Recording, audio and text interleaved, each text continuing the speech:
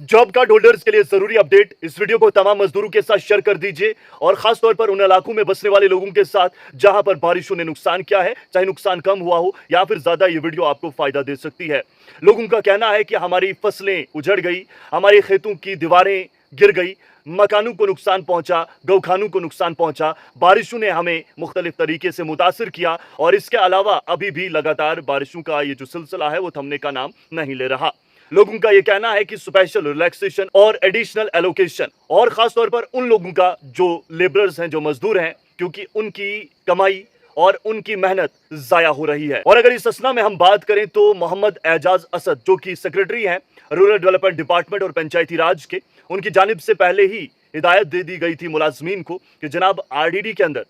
आप तमाम मुलाजमीन देखिए कि किस तरीके से लोगों का नुकसान हो रहा है और उसकी एक फहरिस्त तैयार कीजिए। और इसके बाद उनकी जानिब से यह भी कहा गया है कि उन पंचायतों की फहरिस्त तैयार की जा रही है जहां पर बारिशों ने नुकसान किया है। वो जम्मू कश्मीर के डोडा जिला की बात हो, किश्तवाड़ की हो, रामबन की हो, राजौरी और पुंछ की हो, या फिर सुबह कश्मीर के कई ऐसे मुकामात हैं जहां पर इसी तरीके का हाल वहां भी देखने को मिला। हर जगह हम कोशिश कर रहे हैं कि जो जॉब कार्ड होल्डर्स है, खासतौर पर आरडीडी के सेक्रेटरी हैं, तो इस डिपार्टमेंट के जरिए जितना भी फायदा मुतासरा लोगों को वो पहुंचा सकते हैं, उनकी जानिब से कोशिशें की जा रही हैं। उनकी जानिब से बताया गया कि स्पेशल रिलैक्सेशन भी दी जाएगी और एडिशनल एलोकेशन भी होगी। एडिशनल एलोकेशन यानी कि जो पैसा या फंड्स एक काम के लिए लॉक कर दी गई है उसमें इजाफा किया जा सकता है, और स्पेशल रिलैक्सेशन का मतलब यह है कि जनाब एक काम को करने का जो दायरा है उस दायरे के बाहर काम नहीं होता है या फिर उस दायरे के बाहर रियायत नहीं बख्शी जाती है, लेकिन इस बार रिलैक्सेशन दी जाएगी जिन लोगों को इन बारिशों में नुकसान पहुंचा है।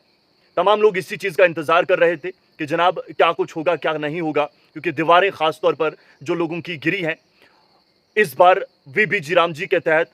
किसी को भी दीवारें नहीं दी गई थी। लेकिन अब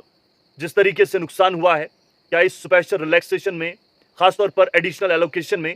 इनके ऊपर नजरसानी की जाएगी या फिर नहीं, ये देखना बाकी होगा। इसके अलावा लोगों की खास गुजारिश है कि बकाया जात को वागुजार किया जाए। तो हमारी गुजारिश रहेगी सेक्रेटरी रूरल डेवलपमेंट डिपार्टमेंट पंचायती राज मोहम्मद एजाज असद साहब से कि खास तौर पर उन लोगों पर तवज्जो दी जानी चाहिए जो लोग कई वक्त से बकाया जात का इंतजार कर रहे हैं, चाहे वो मनरेगा का हो, वीबीजी रामजी के तहत हो, पीएमएवाई के तहत हो। उन तमाम लोगों पर नजरसानी करके उनकी मुश्किलात का असाला भी किया जाना चाहिए। और आने वाले वक्त में उम्मीद यही है कि जिन लोगों का नुकसान हुआ है, हुकूमत मुख्तलिफ डिपार्टमेंट्स को हिदायत देंगी कि कौन सा डिपार्टमेंट किस तरीके से लोगों को फायदा दे सकता है।